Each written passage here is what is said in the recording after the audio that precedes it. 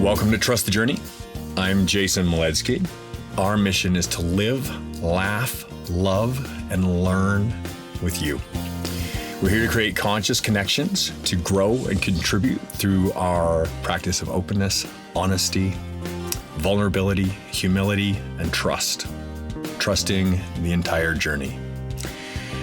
If you would like to connect with us on the internet, you can go to trustthejourney.today. That's our handle for the website. It will find us anywhere on the internet. We're on Instagram, we're on Patreon, we're on YouTube, we're on Spotify, Apple Podcasts, we're on just about everywhere that you could type trustthejourney.today. If you would like to support the show, you can subscribe any of those. You can give us ratings. You can like. You can make comments. Most importantly, the biggest way to support the show is with your wallet. If you want to go to patreon.com, you can find us quick and easy. Go to trustthejourney.today, scroll down, hit the donate on Patreon button, become a Patreon supporter of the show. And for any level of donation, you will be included in the Trust the Journey family, which is a private Facebook group that we curate. And you will soon be able to find my new guest, Matt Blank, in that group. Hey. That group is a safe space for emotionally safe sharing for us all to be involved in and share and know that the internet sometimes does have safe places where we can go and we don't have to worry about, people coming at us sideways or whatever vibes that aren't ours. We take care of that vibe and we all make that space together. So we'd love to have you in the Trust the Journey family. It's a great space. I'd also love to send some love out to Kimberly Joy Voice, our podcast editor and support. She does all the postings and all the editing for our program. And if you would like her services, she's available at kimberlyjoyvoice@gmail.com, and she would be happy to take care of you. If you would like to get a hold of my partner and teammate on Trust the Journey, it's melaniecurtis.com, and she would be happy to reach out for you to reach out to her in any way. You can also reach out to me on Instagram, Jason_Moledzki. DM me anything you want to share. I get messages all the time. It's so awesome to feel the connection from people who can find the value in our program. So feel free to reach out anytime you like. Today's episode is really special. We're doing another episode of Walking Each Other Home. This is a program that gives me the opportunity to leverage a lot of my favorite things. It's about spending time with people that are really special and people that I care about and I feel like have a important aligned missions in life, that are values aligned. And it's about recognizing the finality and the temporary state of existence in this journey. This is a mortal journey as humans, and it does have an end point. And that is something that is really overlooked a lot of the time. And the fact is, we're all walking each other home every step of the way. It's one long march to the end, and how we spend it and who we engage with and the way that we engage with them and the value that we reap out of it and how we care for each other is a big part of this. So I'm really happy to be deepening my personal connection with my friend, Matt Blank, who is here on the show with us today. Welcome. Thanks for having me. Yeah. I'm happy to be here. Pleasure to have you here. I've been looking forward to this for a while. Let me introduce Matt. Matt is a very interesting fellow.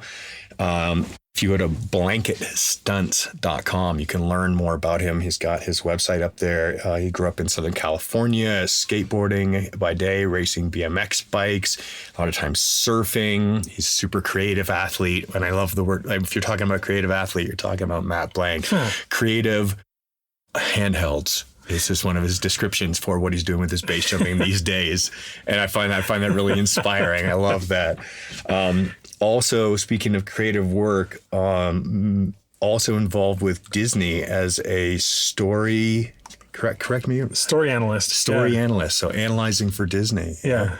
Yeah. Very interesting. So Matt's a very diverse fellow. He comes at life with a very unique perspective. If you want to learn more about him, you can go on blanketstunts.com. You can look him up on LinkedIn, Matt Jamil Blank. He's also on Instagram, Matt Blanket. And Matt also has his own podcast. Yeah, Exit Point is our podcast. I'm running it with Laurent Frott out of France, and our sound engineer is Mark Stockwell. And it's just a podcast devoted to base jumping and trying to add some knowledge and information into the community. Fantastic. I love Laurent. He's a great guy. I've really enjoyed his friendship over the years and really look forward to seeing him. We're overdue to reconnect. So, well, maybe just come out and reconnect on the podcast and give us your expertise when it comes to canopy flying, because I know you're doing a lot of that, and we're trying to add a lot more of that into our world. So, when you find the time and space, come and give us a little lesson. Well, I would be honored. It would be my pleasure. Yeah. Sweet. Yeah, I look forward to it. Yeah. So the whole point of the show is keeping it real, like being vulnerable, diving in, telling the hard stories and like getting into who we are. So if it's okay, I'm going to dive right in. Yeah, dive right in. Talk to me about Matt Kenny. Oh, Matt Kenny. Matt Kenny was one of the, and I say this with the most positive regard I possibly can manage, one of the coolest guys I've ever met. Super genuine soul, followed his own path.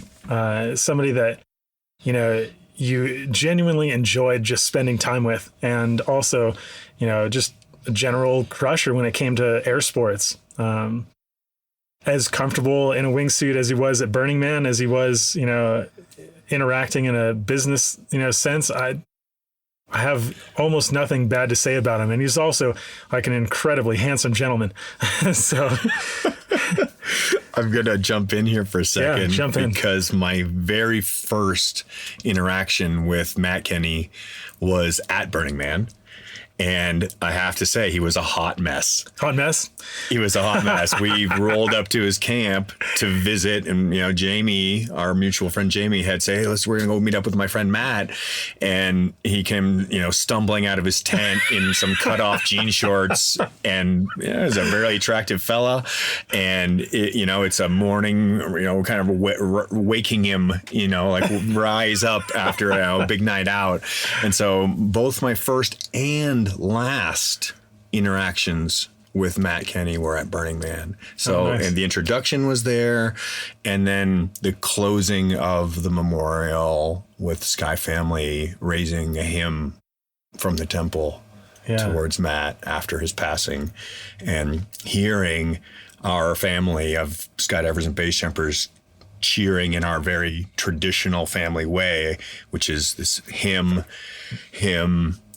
all tied together, fuck him. And that fuck him, of course, is like a deeply loving, appreciative way to say, it's fuck him. That says, I love you. It says, I miss you.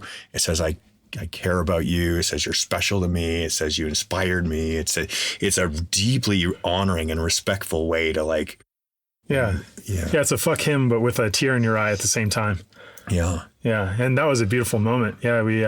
We set his wingsuit alight on a giant temple that burned, and even from a distance, like you could see it like ignite, amongst this like blaze that was literally 20 stories tall. We could see that wingsuit just really just come to life. It was a great moment and a good send off. And his mom was there too. Yeah. I remember meeting her there. Yeah.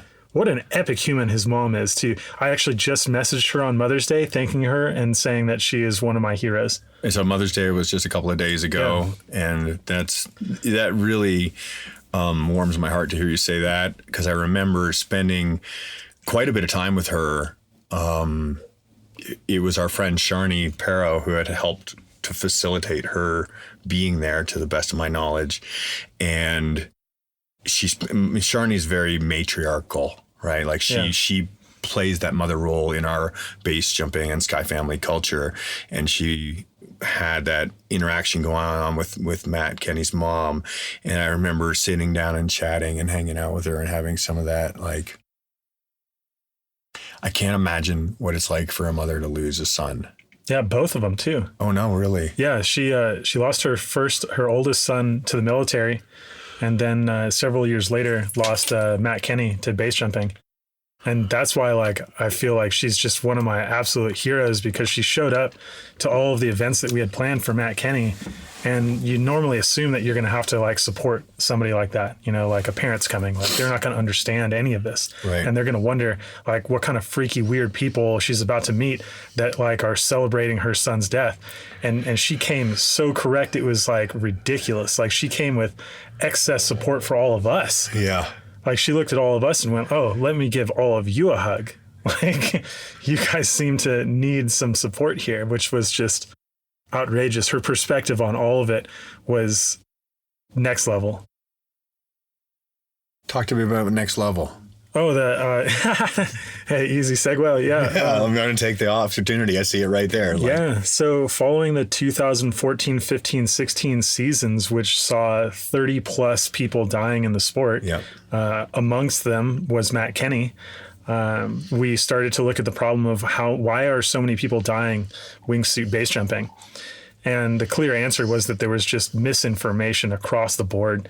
You know, you'd hear something from a quote unquote expert, you know, on the East Coast about like how to fly a wingsuit, and it would be totally different from an expert saying something on the West Coast. And, you know, this advice eventually led to people just doing radically stupid things that were just fundamentally against aerodynamic principles.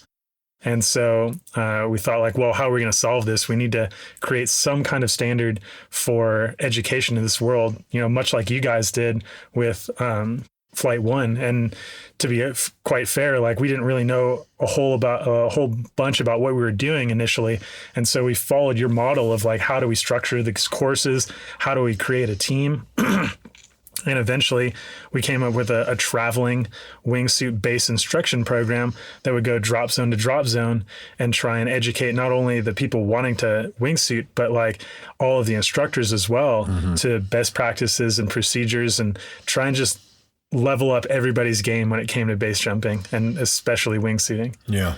Yeah, that was a really, really trying time. And so segueing again, I mean, everything connected. You know, I'll just go ahead and just lean on it. You know, this little emblem right here, the flower of life, it embolizes the concept of everything connected, each of us being one of the circles that overlaps each other and is infinitely connected to one another. And this is the whole concept of the walking each other home ideology, is that we're all on one journey together. So 2014, 15, 16 in the world of wingsuit base jumping is an all-time low. Yeah. It's an all-time low as far as the losses that the community suffered when it comes to to be, you know, completely critical and transparent about it.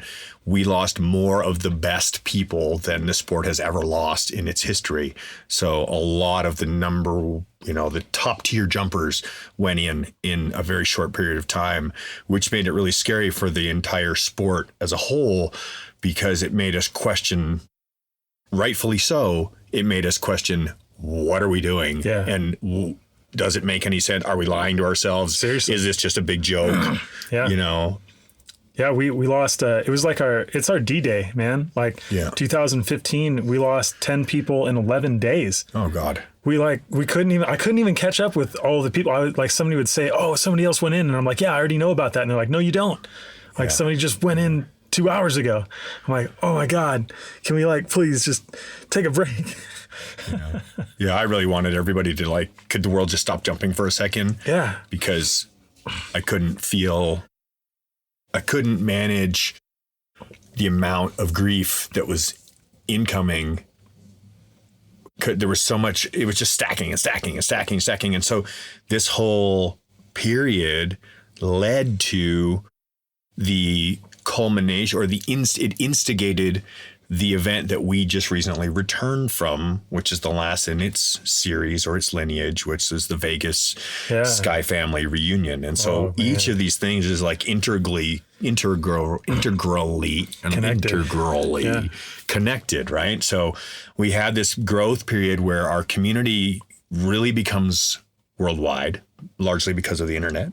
in a lot of the truth. Like we get into YouTube and we get on Instagram, and all of a sudden everybody is less geographically isolated and we're more connected everywhere. And so there's a growth bubble that comes out of the early 2000s in base jumping. And then by 2010, wingsuit technology and the internet combined have kind of like pushed the acceleration of this dynamic to just a ramp up, you know, like a what do you call it, when the exponential? An exponential curve. Yeah. Thank you.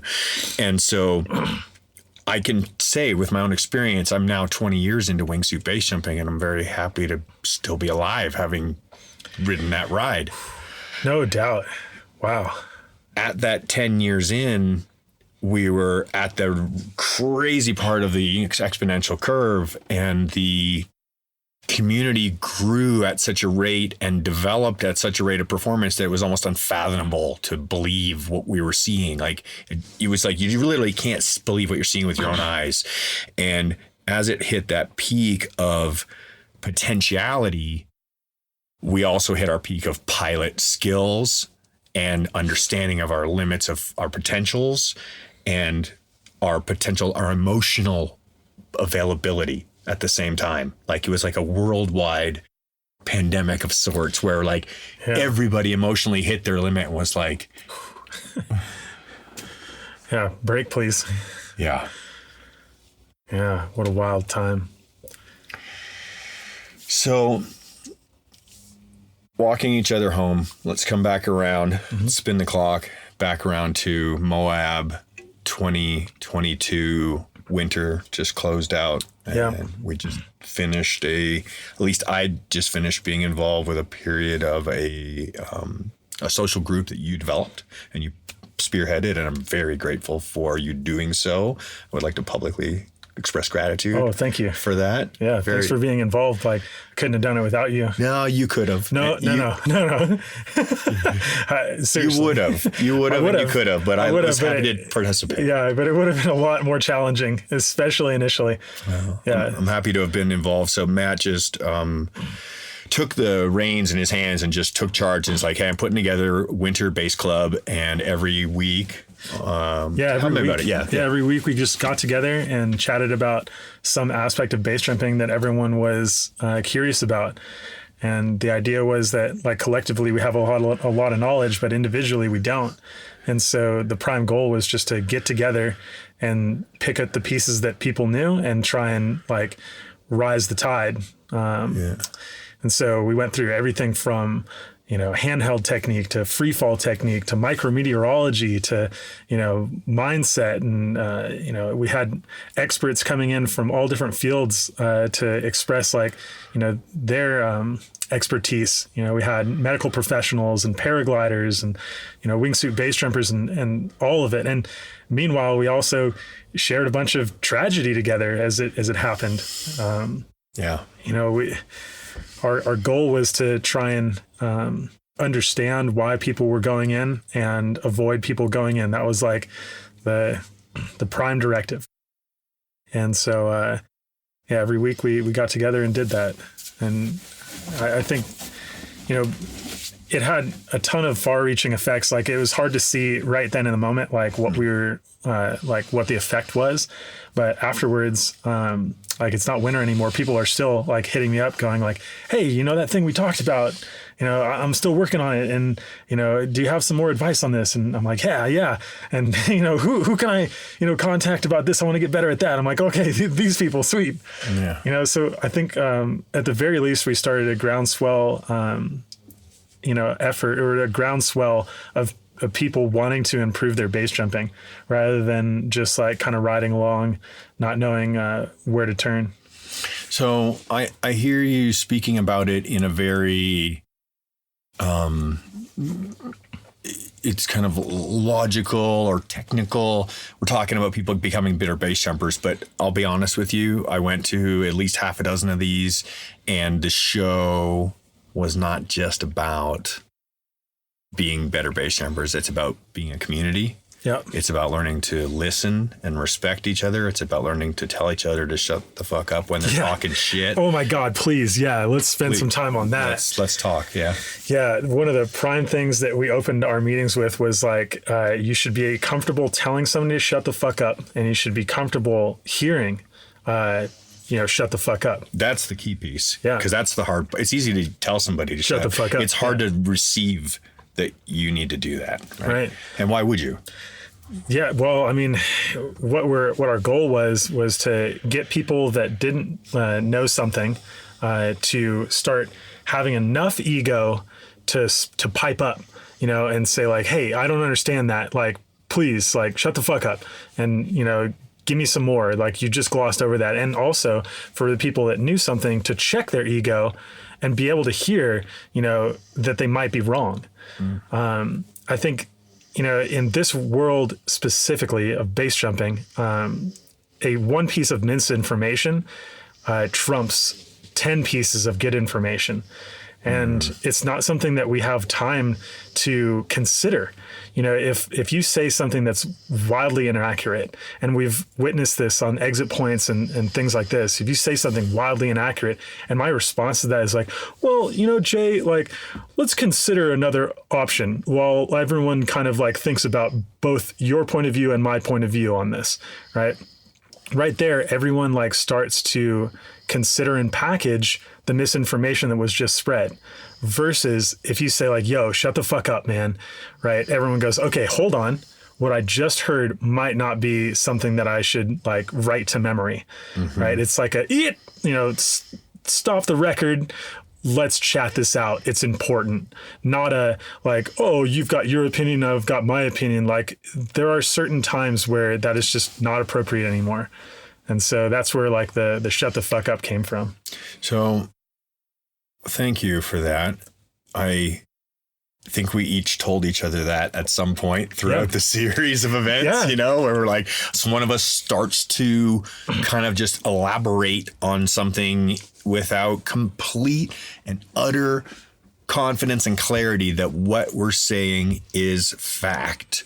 And if it's not fact, it's hearsay, and it means somebody's life. That's the reality of it. That's the reality. Right? It goes down the chain. Somebody tells it to somebody else, and then that gets turned into a jump that goes the wrong way, and it takes somebody's life. And that was great. Like, we didn't take it personally. It was like, okay, I said what I know, and now I'm trying to fill in the gaps. And if anyone in the space has a way to like add more information where I'm trying to go, then just take the wheel, right?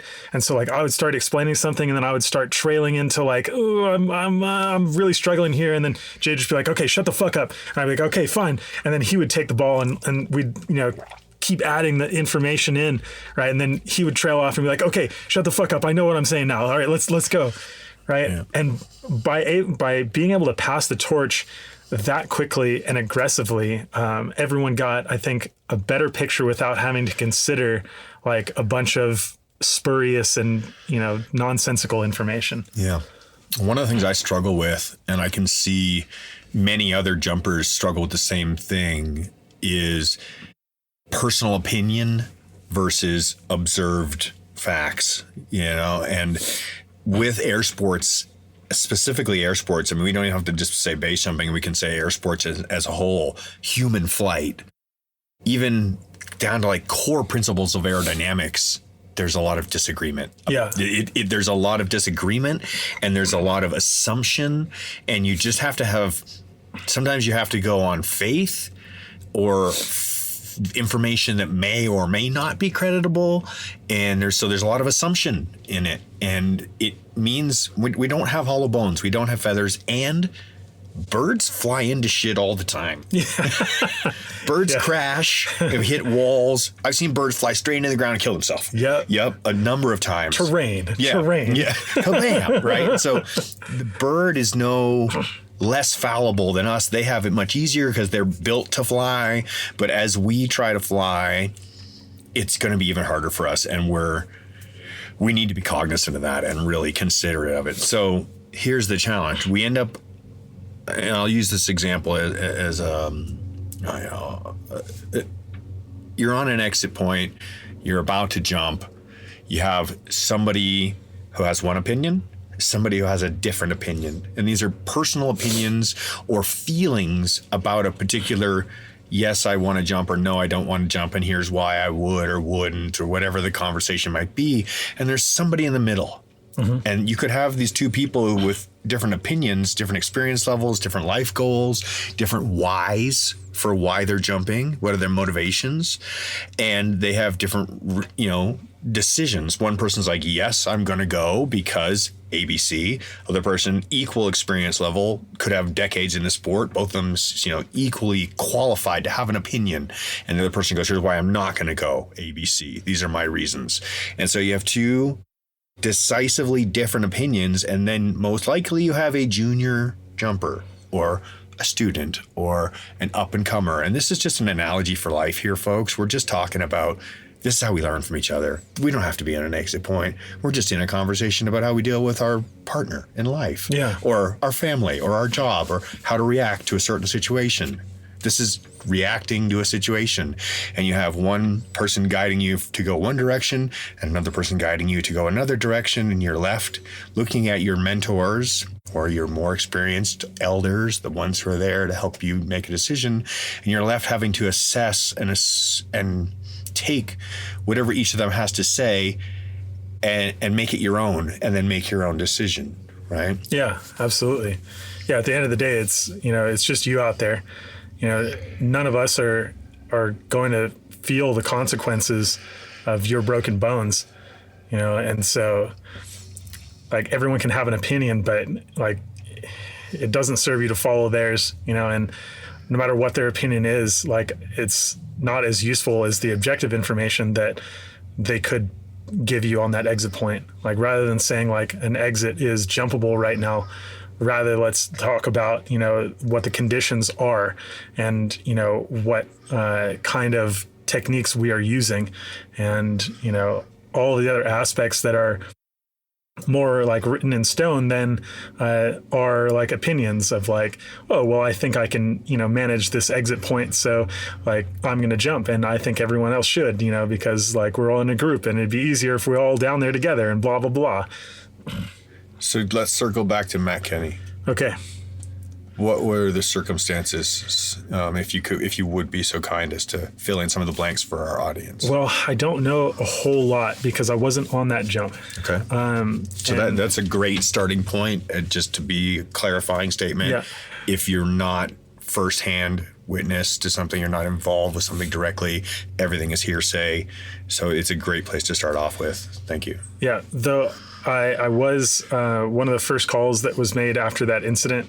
And I did talk extensively with Scotty Bob, who, man, like my heart goes out to Scotty Bob.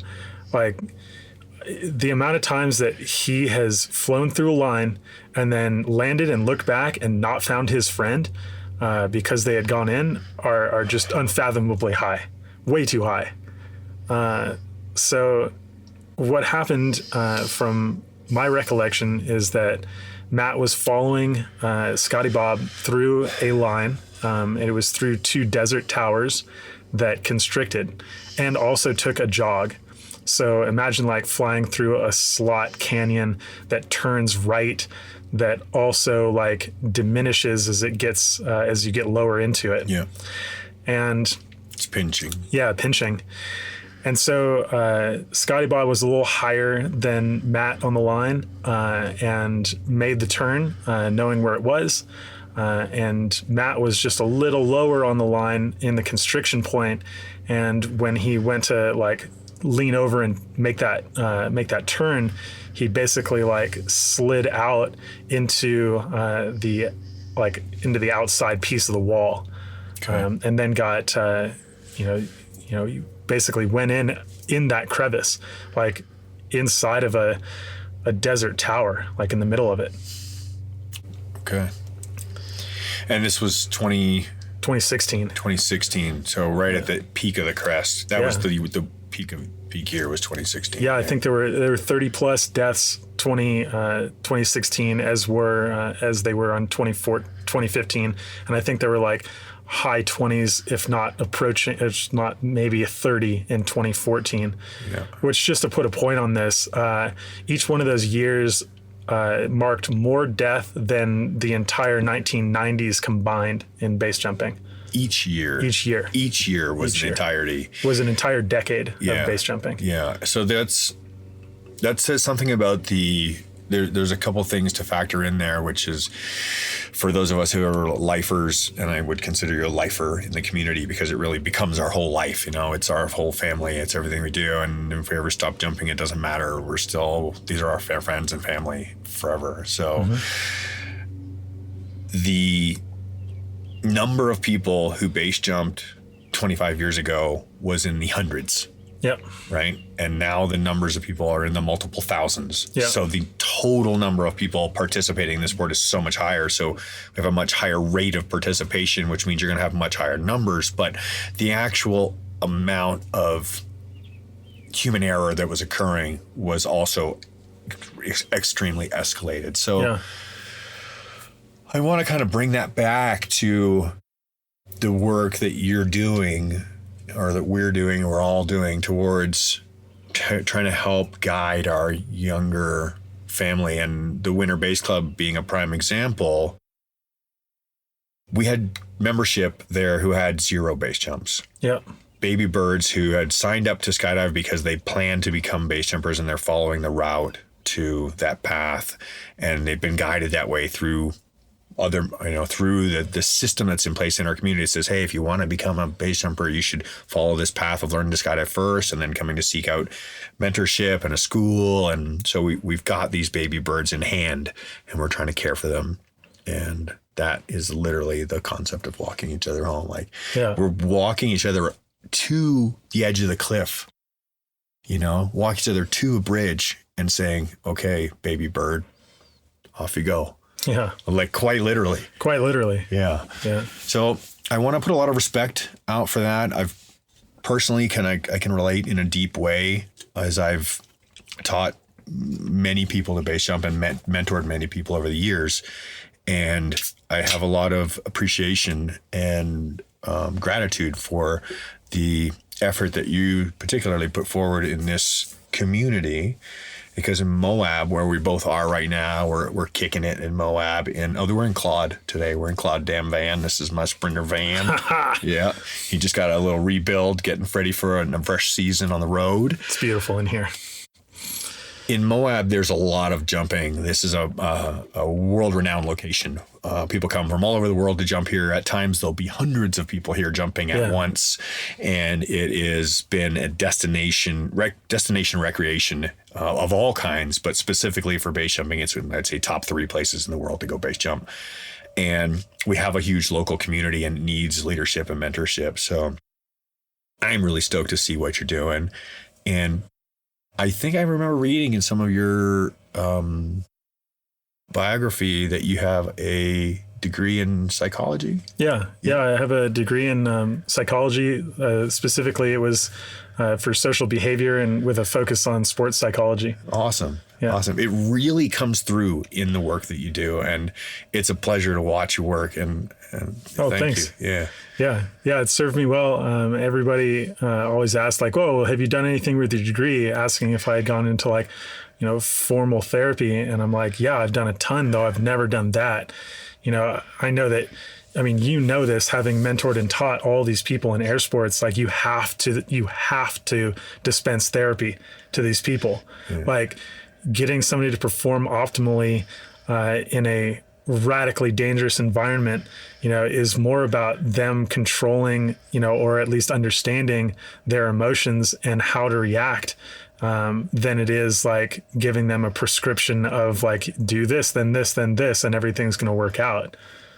I think you just touched very pointedly right on the nail on the head with what is actually happening is emotional awareness. Yeah. We specifically with free fall sports, what happens is we start the countdown timer, which we walk through life on a day-to-day basis, pretending or ignoring or forgetting or, just being completely oblivious to the fact that the countdown timer is ticking away.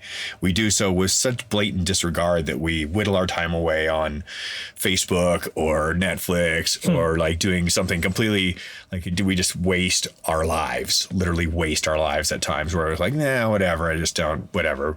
As we step into free fall, we put a very clear end to the countdown timer. In base jumping in Moab, it's usually under 5 seconds where that countdown timer will end. Yeah. And in other forms of skydiving, it's in the 30 or 60 second range that you're setting the clock. You have 60 seconds before impact and you've just hit start on the timer, right? Here we go. Yeah.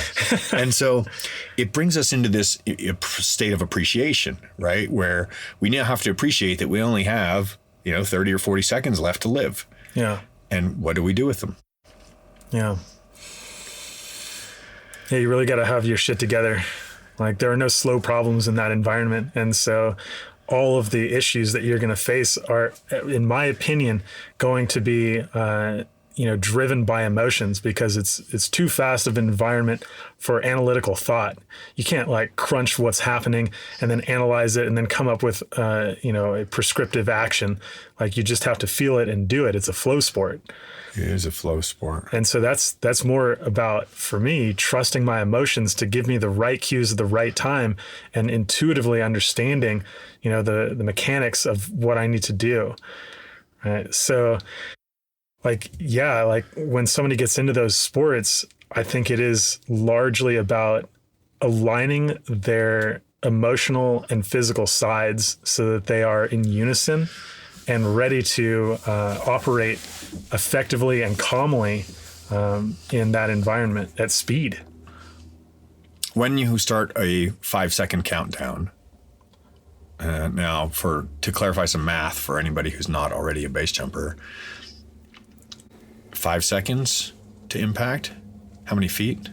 5 seconds to impact. It's like it's around 500. Yeah, just around 500 feet, right? Yeah. So everything here in this local jumping area, you're under that number. Yeah. So as soon as you step off, you have under 5 seconds before you're going to impact, and really the last second is not going to count because you need all of it. Yeah, you need all that last second to open. Every single piece of it to get a parachute open in. Yeah. So you really only got about 4 seconds for everything to happen, and so you get this major time dilation effect where what happens is the whole world, it's like your eye just goes whoop and it expands. There's a scene in one of my favorite cheeseball movies of all time, which is Armageddon. And right at the end, it kind of zooms in right through her eyeball, through her iris. Yeah. And then there's this whole scene that plays out in a microsecond, and it's really fast motion imagery, of the world and rockets and sunsets and life and the deep hug and mother's baby and crying and somebody passing and like just the infinity of life all in that instant. And I want to kind of pull into your own personal appreciation. Tell me about how these sports have changed you. Oh man. Wow. So many ways. I described it on another interview that it freed my soul. Yeah. And I'll define soul as, the part of our being that senses energy, that is either in harmony with the energy around it or not. Like our soul is that piece, and it might be much more than that, but at least it's that. And so, I grew up, largely afraid to do the things that my soul was driving me to do, largely controlled by the patterns that, I had grown accustomed to, through interacting in society. And so first and foremost, base jumping got me to rewire all of those in almost one single instance of jumping off the bridge once, because you stand there and every piece of evolutionary pattern that your body can manage tells you not to jump off that bridge, even if you've spent so much dedicated time and effort to understand that, like, logically you're going to be able to, make it through. It's still like your body like freezes you to the rail and says, don't do this. This is not right. And so stepping through that zone, I got into a realm which I regard as true crazy. I happily wear the moniker crazy, and that is something that base jumping has given to me. I watch you move through life and through sports, and there's no way that I would attach the word crazy to the intentionality behind the way that you execute your decision making. No, definitely not. Yeah, but let me I'll define crazy, because that's also part of my job at Disney is the taxonomy. So I'm really interested in words. So crazy, I would define as capable of doing something that puts oneself at risk, right? Like, crazy is a capacity to do something that would harm yourself. There are a lot of people that legitimately, like, their bodies will not be able to put themselves in the death zone, right? Most people, yeah. Like, their bodies just will not allow it, right? And once you've crested that hill and are able to do that, then you're capable of anything. And so when we look at crazy people, we go like, what is that person doing? Like, they're just raving and they're doing all this nonsense that's totally unpredictable. And that is one thing you can do with crazy.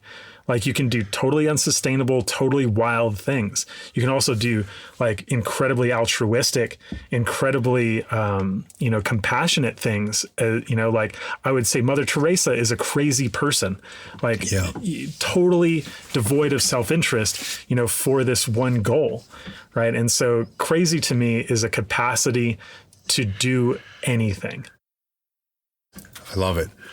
And I join you. Sweet. Yeah, dude, you're crazy, man. Cheers. Like, cheers. Like, you're one of the original crazies. Yeah. I just, like, I'll take my place in line. I won't take credit for being original, although I would say I have created some things. I don't know, dude. I think you probably were called crazy more than most, coming up in the swooping days where, high performance canopy flight was like, dude, insanity. Like, hurtling your body towards the ground and basically having a low pull contest with the ground, every single time. Yeah. That was, I bet you were called crazy more than most. I have to openly admit and acknowledge that I consciously made a decision to make the stupidest decision I could ever possibly make with my life, which was to say, I'm literally going to hurl myself at the ground as fast as I possibly can, and then wait until the last possible second to literally scrape out by an inch of, like, physical measurement. And that is the goal. The goal is to, like, put as much speed and as much energy in, and then do the physics to make it work so that the energetic return will just barely save me. And that, if I could get it to make a 1-to-1 return ratio as far as the amount of speed that went in vertically to become the amount of speed that comes out horizontally, then I was achieving my goal, and I actually surpassed it numerous times to make more energy than I had before, which is like a physics mind fuck, because it shouldn't work. Yeah. You shouldn't end up going faster horizontally than you did vertically, because it's equal energy, but there's an extra energy in, which is pendular energy. And then there's atmospheric energy, and there's all these other energies, but it's just a fun play with life. And you gotta be a freaking lunatic. You gotta dude, for sure. Like, I came up in a day where everyone had figured this out already, or at least had a really good understanding of it,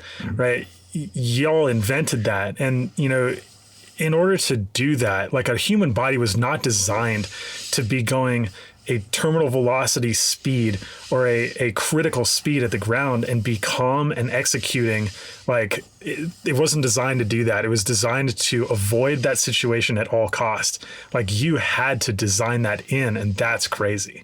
So let's go back to the flow state piece of that, because there's there's a few experiences in my life that I can look back on with ultimate clarity, and I remember every single instance involved in them, and they were very out of body experiences where they didn't really feel like I was inside of myself. I was more that I was just, and when I say out of body, it was like I was just slightly behind myself, watching everything happen and not having any fear, not having any concern, completely detached, as if I were watching a movie that I was almost not even interested in. And in that, I could watch my mind analyze, like the critical, analytical part of the mind doing its thing of analyze. And then I could see my body going through all the motions that it's so trained to do, to execute the physical interaction with the machine or the wing or whatever it is that needs to be operated. And then the emotional being, the mind, the body, and the soul, just smiling ever so slightly, like a Buddha smile, right? Like just a light little smile of like, I'm really enjoying how curious this all is. And just observing that whole thing. And the times where that's happened have been when things have gotten really, really scary and they're not going quite like they should. And it seems like it's all about to implode and it's about to end. Or when it's all going absolutely perfectly, like it's on rails. Yeah. Like you're just riding the ride. And I'd like you to tell me something from your own experience that somewhat mirrors this, because I know you have them. Yeah, totally. I got tons of those. And, I think it's not inappropriate to use the word transcendent. When we're in that flow experience, like what you're describing is very much what I feel. And it feels like transcending one's physical form for a moment and just being outside of oneself, kind of in a spiritual other zone. And so I think the most I've experienced that is wingsuit terrain flying. Yeah. And, if you're going to go field goaling like 10 trees in a row, that's in the death zone for a long time. Yeah. And you have to make such quick movements and such educated, aggressive decisions. And, so in order to do that, like your body just kind of separates from, its being, and then you just flow through. And let's see, like, I mean, the first time I really experienced that was my first wingsuit base jump off of Half Dome. And I got to admit, it grabbed me so hard that I almost didn't pull. Like straight up, man. Like I know that feeling. Yeah, I do know that feeling, dude. Yeah, the amount of peace that was attained through that one flight, like, was unbelievable. It was beyond any other experience that I had ever gotten, and I had to convince myself to like re-enter the body and like pull the parachute. I was like, you can do this again. Like, get the fuck back in there. You have to remind yourself that it's not sustainable to continue flight, right? Like, that we do have to transition out of flight and back to parachute and descend back into being a human. Right. It's like I can be Luke Skywalker in that like movie scene, but only for the moment. Right. Yeah. But for the moment, it felt like my soul was totally free. And, it would have been equally satisfying, to just continue flying. but I was like, you know what? I've got more flights here. Like there's no reason to just like ride this one to the deck. No. So that said, this is something I've been struggling with, and I'll look at the camera because I'll share with you. I have had a lot of personal challenges around the idea of once one attains emotional experience such as what Matt was just describing, where you kind of like check all these, it's like riding the rainbow kind of thing. Like it just doesn't get any better than this. There's a kind of a terrifying polarity that there's a downside to that. And it's hard to find your way back to a middle ground where a day-to-day life of just going to work and doing your thing can be satisfying or sustaining or feel like it's got enough value or worth to not be like below the median of like a value to keep going. Yeah. So these extremely heightened experiences push our dopamine threshold way up, and then our day-to-day dopamine ride is way below the level. And so we find ourselves quite low. Yeah. And I'd like to speak towards, what do you do, or how do you approach life? How have those lessons, like those value experiences, changed the way that you look at the other moments in life, which are not pinnacle rainbow rides? Mm-hmm. You know, you're not riding the rocket ship into space. How do you reap that same wow feeling from the simpler moments? Well, okay, so twofold. First, I believe that everything is in balance in some way. And I also believe that our experiences are relative. And so if we're just living nothing but like awesome wingsuit base jumping moments every day, then eventually they become meaningless. And so like I genuinely enjoy some of the mundane things that I do because it gives more what's the word for it? It makes the other heightened experiences extra special. You know, so like I find joy in the peace. Like I think I found a lot of this, you know, in rock climbing, where you'd be out on the wall for like, you know, 4 or 5 days, maybe a week, whatever, you know, just like suffering your ass off, right? And then you'd get home and you'd be like, all right, I'm doing nothing now. And that nothing felt so good, so good, because it was in balance with like all this other stuff. I guess the second part to your question is like, how do I find some sense of joy from the everyday things in life? Yeah. And I think the more time I've spent in the flow experience, the more I've been able to find a little bit of flow in whatever I'm doing, if I can like focus my attention and maintain the same presence. Like, I mean, like you can get the same flow experience out of watching blades of grass grow or shift across the sky as the sun, like, you know, rises to set. It's a lot more difficult. Like you're almost thrust into that present moment when we wingsuit base jump versus like you got to really want it in other moments. So this is, you touched right on the key point here. The requirement of your attention and the amount of your attention and how focused your attention is and your willingness to give that attention in one of these heightened experiences it's check marks all across 10, 10, 10, 10, 10, right? Like you have to give it every ounce of attention. It requires it. You're willing to, it's necessary, and it's worth it. And because you've put your full attention and removed distraction, you're able to have this heightened experience, which may be, you know, flying through treetops, like, you know, field goals as a bird. But then that same potential to focus as we are right now. Yeah. And I've heard you say it many times, be here now.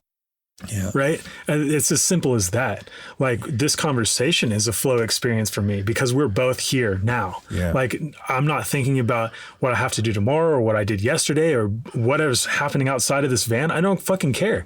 Right. And so right now I'm here and I'm now, and it's a flow experience. Right? It's not the same like flow experience as wingsuit base jumping. But sometimes it is. Sometimes I leave a conversation and I'm so thrilled about the conversation. And I have to reflect. There was a conversation that we had at Burning Man following Temple Burn. Mm-hmm. And we had circled up in a group, and it was a random montage of friends just, you know, found each other on the playa, and we're in a circle, and the conversation started flowing, and I couldn't with authenticity recall the words, but the flow state of the conversation was so cosmic that the question would come, the answer would come, the statement would come, the following statement would come, and the group and the energy and that synchronicity and the connectivity and the alignment of everybody's energy in that experience, to me, that left such a lasting impact. And I truly cherished that moment so deeply, and still do cherish it so deeply, that the potential for that level of connectivity left me inspired at level 10 to look for that and to seek it and to develop it and foster it and find it and look for more people who want to do the same thing. So that presence and attention and willingness and vulnerability and openness and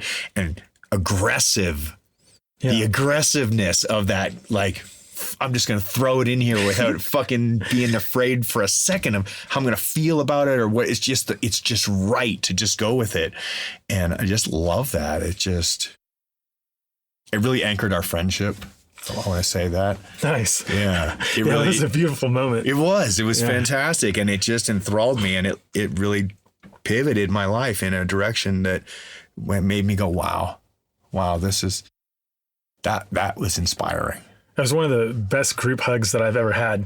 Yeah. Like everyone circled up, kind of breathing in unison. It was, oh gosh. Yeah, that was a transcendent experience for sure. So there's that equality, right? That was a transcendent experience. Yeah. And it was transcended in the sense that it was due to connection with others. Yeah. And so this is the key point that I want to pull from this conversation.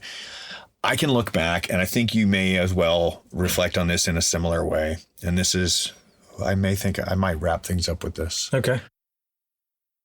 We can look back at our careers as adventure athletes, at elite adventure athletes, and say, wow, I rode that huge wave. I climbed that wall. I did this amazing line down this mountain. Look at what I did. But it's very individualized. It's just my own experience. And I can say this, that swoop that I did, which was the best swoop I ever did, it was incredibly interesting, curious, fun, flow state, transcendent, but I was still alone in that experience. And if I compare that peak wingsuit flight or peak swoop experience to the one where I was connected, I'll take the connection one any day of the week. Yeah, life is better shared. Yeah. Yeah. Yeah, if it's a return to source, then returning to source amongst people is my preference too. Yeah. I had one more question, and it has the same piece. Where else do you find those transcendent moments where you've got the connection, the community, the connection, that feeling, and that ability to step outside of oneself? When does that come for you? Oh man, I had one. This is so interesting. I had one of these moments at the Vegas party this year during your set, and mostly I find these moments dancing. Yeah, and this was when you were playing that Elton John Rocket piece. Man. Yeah, Rocket Man. And it just it floored everyone. It was such a great mix, and it was such a great tone, and it was such a great vibe. Like everyone stopped conversations and just looked up and then started just moving their feet. And that was a beautiful moment. That was a transcendent moment. So to answer your question, dancing, and most recently dancing to your music. Thank you. I'm so glad that it had the effect.